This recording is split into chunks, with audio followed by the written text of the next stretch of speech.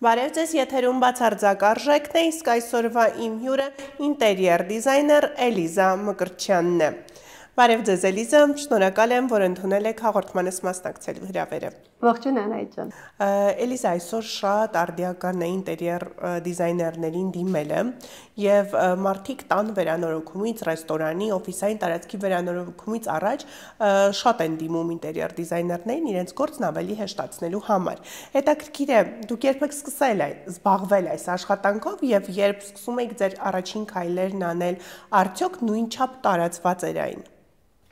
Միշտ սիրել եմ այս մասնագիտությունը, ավելի ասեմ արվեստը, միշտ սիրել եմ արվեստը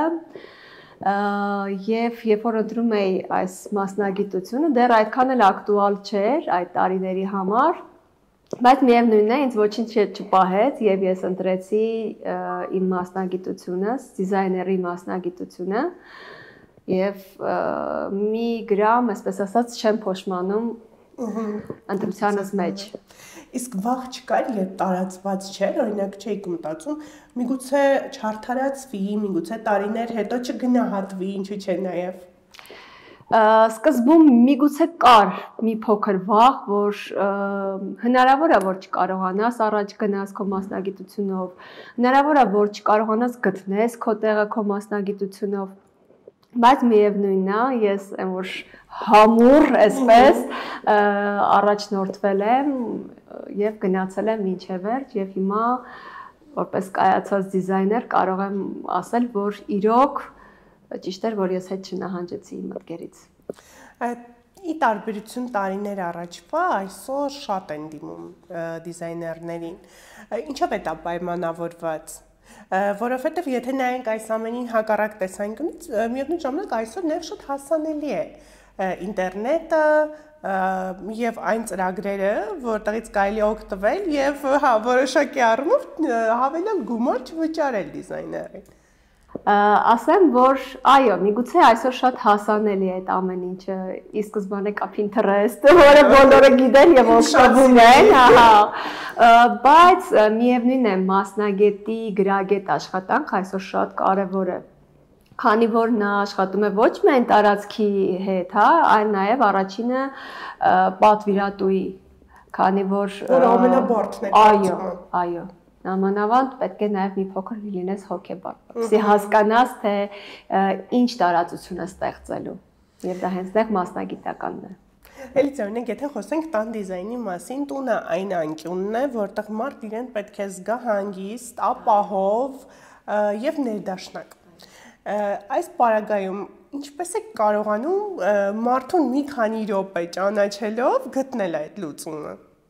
Նախ եւ առաջ ասեմ ինչպես է ընթանում այդ process-ի ստեղծումը, Սկզբում բանակցում ենք, սկզբում խոսում ենք նախասիրություններից, թե ինչպեսի տարածք կուզենա, տվյալ մարդը, ոնց է ուզում, որպեսզի ոնց է պատկերացնում, իր տարածքը, մի փոքր շփումից հետո հասկանում ես, որ ինչա պետք տվյալ անձի համար եւ սկսում ես արդեն փնտրտուքները, սկսում ես այդ մտորումները, թե ինչպես պետք է ճիշտ պլանավորես այդ, որ ասած ոչ թե սրտի, այլ հարմարավետ անկյունը։ Եվ քիչ առաջ նշեցի, որ այսօր շատ են ընկերությունները դիզայներական, ինձ հետաքրքիր է, օրինակ ինչու հաճախորդը հենց պետք է ընտրի ձեզ։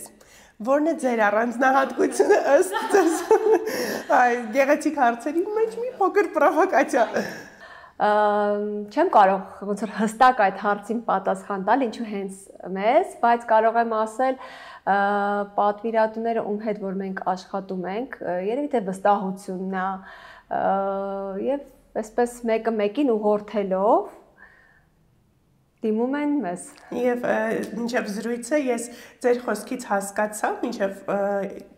տեսախցիկների միանալը, ես ձեր խոսքից հասկացա, որ ձեր հիմնական այցելուները ձեր այցելուների ընկերներն են, այսինքն ձեր այցելուները, ովքեր գոհացած են ձեր աշխատանքից, արդեն խորհուրդ են տալիս իրենց ընկերներին եւ այդպես շուկան լայնանում է եւ բազմանում եմ։ Սարաֆանն ռադիո ասված։ Այո, դա կարծում լավագույն գովազդն է, որովհետև մտերիմին խորտ կտա միայն լավը։ Այո։ Եվ Էլիզա, յուրաքանչյուր ոք տարբեր մասնագիտության մեջ ունի իր քննադատին։ Ձեր դեպքում ով է ձեր քննադատը եւ որքանով եք կարևորում այդ քննադատի խոսքը։ Առաջի քննադատը, որը ես միշտ որ նոր սկսում ենք պրոյեկտի վրա աշխատելը, ինչքան էլ տարօրինակ չհնչի, առաջի քննադատը համարում եմ ամուսնուս։ Հետաքրքիր է։ Այո, այն որ ստեղծածի առաջի տեսնողը ինքն է։ Ինքն է քննադատում, իր շտկումները տալիս։ Վստահ եմ ամուսնու քննադատություններն ընդունելի են, որովհետև առողջ քննադատություն է։ Միանշանակ։ Եթե չներ առողջ, ես չէի դիմի։ Եվ չէի լսի իր խոսքը։ Էլիզա, շատերը գաղտնիք չէ, որ ավել գումար չվատնելու, այսպես շագարտավոր ասեմ, չվատնելու պատճառով շատ դեպքերում իրենք են ընտրում իրենց դիզայնը, իրենք են ընտրում լուսանկարները մեկը մյուսի կողքը դնելով որոշում են այսպես համադրում են, ինձ հետաքրքիր է, ինչի կարող է հանգեցնել դա։ Շատ բարդությունների, որովհետև կան շատ նեղ նյուանսներ, սկսած լուսավորությունից, սկսած տարածքի սպეციფիկայից, հա, օրինակ եթե նույն վերցնենք Pinterest-ից նկարը, ուզենանք կրկնօրինակ ենք, շատ դեպքերում չեն կարողանա, որովհետև ամեն տարածք, ամեն հատված զոնա ունի իր ոնց որ հստակ աշխատելու ձևը, հա, եւ ճիշտ է, որ դրանով զբաղվի մասնագետը։ Եվ կարողանա տնտեսին նաև ինչու՞ չէ հաճախորդի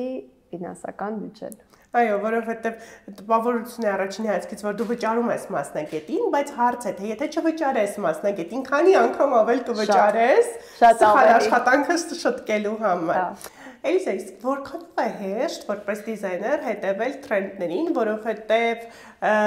ձեր ոլորտը կարծում եմ այն ոլորտն է, որ անդադար սնկի պես աճում են նոր թրենդները, նորաձևության կանոններն են փոխվում։ Ես կասեմ ամեն օր։ Ինչպես եք կարողանում պահել այդ զարկերակը։ Ասեմ, որ թրենդները, հենց թրենդ ասվածը ինքը իրանով ժամանակավոր է։ Այսինքն պետք է առաջնորդվել ոչ միայն թրենդով, այդպիսի բան ստեղծել, հա, որ դա լինի ոչ թե ժամանակավոր 1 տարվա կամ 2 տարվա համար, այլ մշտական նաև տեսք ունենա։ Իհարկե, բնականաբար ուղղորդվում ենք նաև թրենդներով, կիրառում ենք, բայց շատ թրենդերի հետևից չենք ընկնում, որովհետև դա ժամանակավոր երևույթ է։ Իսկ հետաքրքիր է ձեր օրինակ ինձ շատ հետաքրքիր է ձեր գործունեության մեջ եղել են դեպքեր, երբ չեք կարողացել լեզու գտնել հաճախորդի հետ։ Դուք նրան բացատրել եք, որ ոչ սա գեղեցիկ չէ եւ դու սրանից 1 տարի հետո հոգնելու ես, բայց հաճախորդը հակառակն է պնդել եւ եթե այդպես եղել է, ապա ինչպես եք կարողանում գտնել այդ ոսկե միջին տարբերակը։ Եղել է, որ օրինակ ասենց դիսկուսիայի մեջ ենք մտել, հաճախորդ դիզայներ փորձել ենք հասկացնել, որ գիտես, ինչպես սա հիմա է ակտուալ, բայց մի որոշ ժամանակ անցնի, երբ որ դու կհոգնես ուղղակի դրանից եւ դա կնյարդայնացնի քեզ, փորձենք անել համ ոնց որ իր ուզածը, համ նաև ինչու՞ չէ դիզայների ուզածը, քանի որ նա դիմում է դիզայներին։ Եվ պատասխանատվությունը ամեն դեպքում մնում է դիզայների վրա։ Միանշանակ լինում է դիզայների վրա եւ մի փոքր բանակցությունների շնորհիվ կարողանում ենք ընդհանուր հայտարարի գալ։ Չի եղել իմ պրակտիկայում դեռ այնպիսի դեպք, որ չգանք ընդհանուր հայտարարի։ Իսկ ո՞րն է եղել ամենաբարդ նախագիծը, որի վրա աշխատել եք։ Ոյ, բոլոր նախագծերն էլ բարդ են յուրովի։ Այդպես չկա, որ ասեմ սա բարդ է կամ սա թեթև է, ամեն մեկը իր ձևով յուրահատուկ է։ Եվ շատ սիրված։ Իսկ կարողանում եք միևնույն ժամանակահատվածում մի քանի աշխատանքներ անել։ Միանշանակ, հենց այդպես էլ արվում են, այո։ Իսկ դժվար չէ այս տունը, որովհետև ես որ պատկերացնում եմ, հիմա ձեր աչքերով եմ նայում այդ աշխատանքին, ինձ թվում է կարծես մի գիրք լինի։ Այս գիրքը թողնես ու կարդաս մյուսը, հետո այդ խառնաշփոթը կարողանում եք։ Երևի թե սովորել ենք արդեն, այո, միանշանակ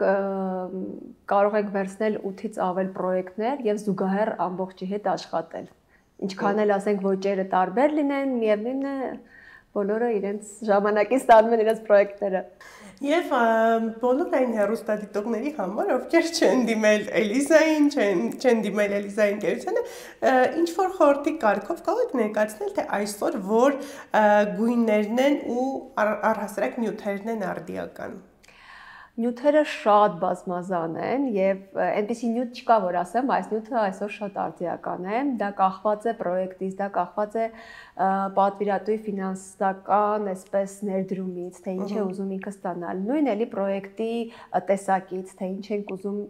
կիրառել այդ հատվածում, հա։ Իսկ ինչը գնում է երանգների մասով, կարծում եմ, թե երանգները պիտի լինեն ներդաշնակ, հանգիստ երանգներ, որպեսզի շատ, այսպես ասած, չծանրացնեն տարածքը, շատ չհոգնեցնեն։ Կարող է լինել ակցենտավորված ինչ-որ հատված, բայց միևնույն ժամանակ այդ հանգիստ տոները պահելով։ Իսկ ինչպես եք վերաբերում ժամանակակից մինիմալիզմի եւ լյուքս ոճերի տարածմանը։ Երկուսն է շատ լավ եմ դիտարկում, այդ այն ոճերն են, որոնք այսօր շատ կիրառելի են։ Այդ մինիմալիզմը մի քիչ ավելի ինձ համար տխուր ոճ է, բայց դա ինձ համար։ Եթե օրինակ պատվիրատուն ուզում է դա ստանալ, միանշանակ անում ենք։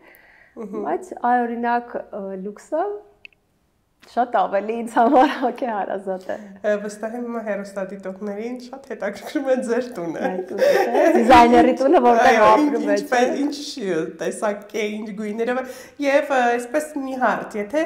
այս պահին որոշեիք, որ ձեր տունը պետք է լինի 3 գույնով, որ գույները կընտրեի։ Ես ունեմ իմ ֆավորիտ երանգները, հա, որոնցից մեկը երևի թե այդ կանաչ երանգն է, կանաչի 50 բոլոր երանգները, ասվածը, նույնիսկ իմ գրասենյակն է ակցենտավորված մի հատ զոնա ունենք այդ գույնով, միանշանակ ակցենտավոր եմ, ներկապայիս իմ տանը ունեմ այդ երանգը, հա, այդ համարձակ երանգը, ու բոլոր փորձարկումները ես միանշանակ անում եմ իմ տան վրա։ Իսկ ինչ դետալներ եք օգտագործել ձեր տանը, որոնք ամենասիրելին են։ Կտավները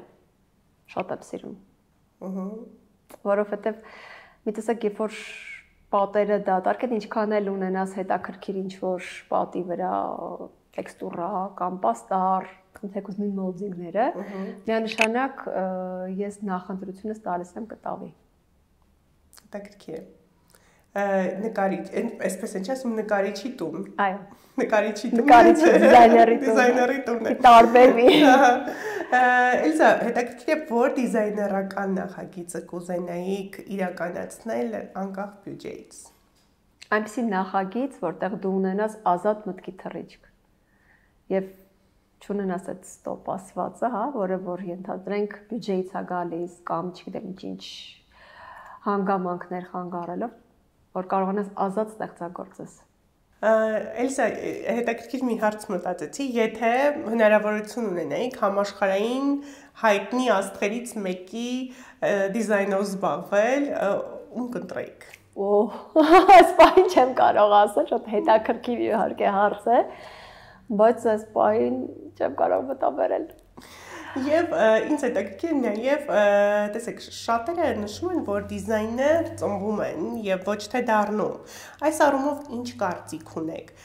Արդյոք դիզայները եւս պետք է ունենա այդ դիզայներական նոտաներ իր արյան մեջ։ Զգա, հա, այդ զգա ասվածը։ Իսկ թվում է որոշակի չափով նաև պետքա ներքուստ ունենա։ Որպեսզի այդ երանգների համահունչ կարողանա համահունչացնի երանգները մի փոքր ամեն դեպքում պետք է լինի։ Ես գիտեմ, որ դուք ծնվել եք եւ մեծացել եք արվեստագետների înտանիքում եւ այդ գունային ճաշակը անընդհատ արվեստի մեջ լինելը, այո, որոշակի առումով օգնել է ձեզ ձեր մասնագիտության հարցում։ Ինձ հետաքրքիր է, պարտադիր է, որ դիզայները ունենա արվեստին մոտ արմատներ, թե պարզապես կարող է մեկ օր որոշել, որ ինչպես դառնում են իրավաբան, բժիշկ, այդպես ընտրել եւ դառնալ դիզայներ։ Կարծում եմ դա այդքան էլ ոնց որ կարող է չնպաստել, բայց միևնույնն է արվեստ գացող մարդը ինձ թվում է այդպես ծնվում արդեն։ Իսկ հետաքրքիր է, դուք ձեր երեխաների մեջ տեսնում եք այդ նոտաները արվեստի։ Եթե անկեղծ ասեմ, չէ, շատ տարբեր են, շատ։ Իսկ կցանկանայիք։ Սովորաբար ծնողները երբ խոսում են իրենց անցած ճանապարհի մասին, երբ հատկապես այդ ճանապարհը մի փոքր բարդ ու փշոտ է լինում, ասում են, որ ոչ երեխաներս թող ընտրեն ավելի հեշտ մասնագիտություն, չտանջվեն։ Այդքան էլ ոչ թե բարդ կամ փշոտ ճանապարհի հարցն է այստեղ, չէ, ուղղակի ներքուս չեմ զգացել իրենց մոտ այդ նոտաները, հա, այսպես ասված, իրենց ավելի Եվ մասնագիտական, տեխնիկական, այդպիսի ոնց որ ոլորտներ են, հա։ Եվ հաղորդման վերջում ուզում եմ խորհուրդ տալ բոլոր այն մարդկանց, ովքեր գնում են բնակարան, գնում են օֆիսային տարածք, ինչ քայլերի գնան առաջին հերթին։ Եթե որոշել են, որ պետք է դիմեն մասնագետի, դիզայների, ճարտարապետի, միանշանակ խորհուրդ եմ տալիս դիմել դիզայներների, ասեմ ինչու, որովհետև երբ որ տարածքի վրա աշխատում է դիզայները, նախ շատ ավելի հեշտացվում է այդ process-ը։ Ցանկալի է բնականաբար հենց սկզբից ոնց որ առաջնորդվի դիզայների հետ պատվիրատում, որովհետև երբ որ կես ընթացքից են դիմում, դա ավելի խառնում է, ավելի բարդ է լինում։ Եվ ի վերջո ստանում է այն ոնց որ ասած գեղեցիկ տարածքը, այն ֆունկցիոնալ ճիշտ դասավորված տարածքը, որը որ ինքը ի սկզբանե ուզել է։ Եվ ուզում եմ մեկ հարցի եւս պատասխանեք, թե ո՞րն է ձեզ համար բացարձակ արժեք։ Սա այս հարցը ես տալիս եմ իմ բոլոր հյուրերին, եւ դուք բացառություն չեք։ Բացարձակ արժեքը երևի մարդու տեսակը։ Այդպես կարող եմ հիմնավորել։